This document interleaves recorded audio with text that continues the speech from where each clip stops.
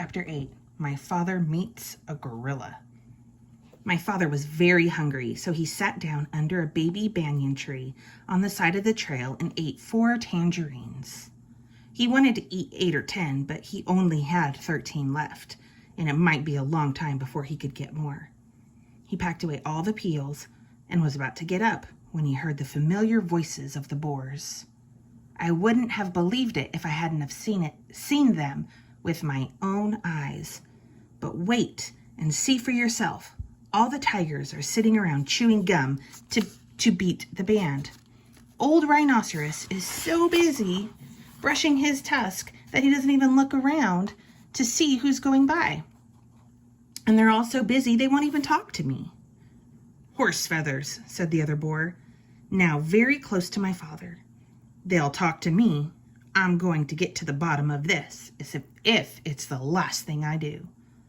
The voices passed my father and went around a curve, and he hurried on because he knew how much more upset the boars would be when they saw the lion's mane tied up in hair ribbons.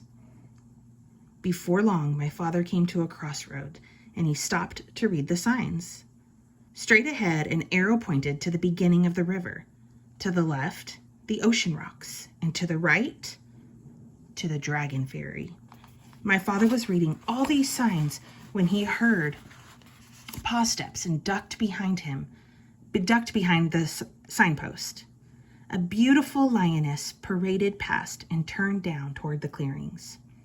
Although she could have seen my father if she had bothered to glance at the post, she was much too occupied looking dignified to see anything but the tip of her own nose. It was the lion's mother, of course, and that, thought my father, must mean that the dragon was on this side of the river. He hurried on, but it was farther away than he had judged. He finally came to the riverbank in the late afternoon and looked all around, but there was no dragon anywhere in sight. He must have gone back to the other side. My father sat down under the palm tree and was trying to have a good idea when something big and black and hairy jumped out of the tree and landed with a loud crash at his feet. "Well," said a huge voice. "Well, what?" said my father, for which he was very sorry when he looked up and discovered he was talking to an enormous and very fierce gorilla. "Well, explain yourself," said the gorilla. "I'll give you 10 to tell me your name, business, your age, and what's in that pack." And he began counting to 10 as fast as he could. My father didn't even have time to say Elmer Elevator Explorer before the gorilla interrupted. "Too slow. I'll twist your arms the way I twist that dragon's wings, and then we'll see if you can't hurry up a bit."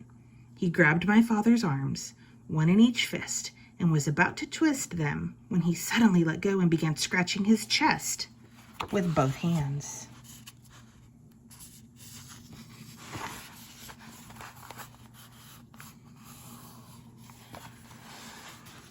"Blast those fleas," he raged.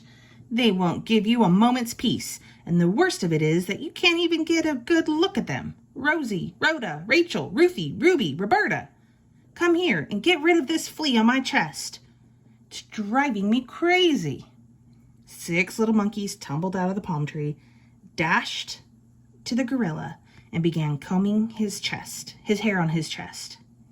"Well," said the gorilla, "it's still there."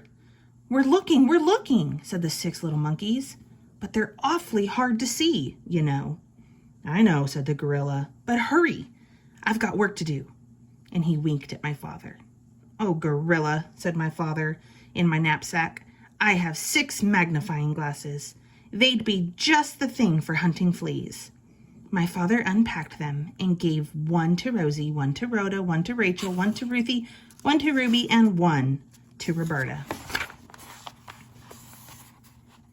"Why, they're miraculous," said the 6 little monkeys. "It's easy to see the fleas now, only there are hundreds of them." And they went on hunting frantically.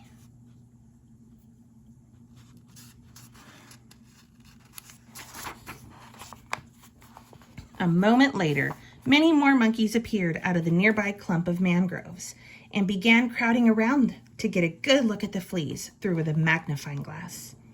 They completely surrounded the gorilla, and he could not see my father, nor did he remember to twist his arms.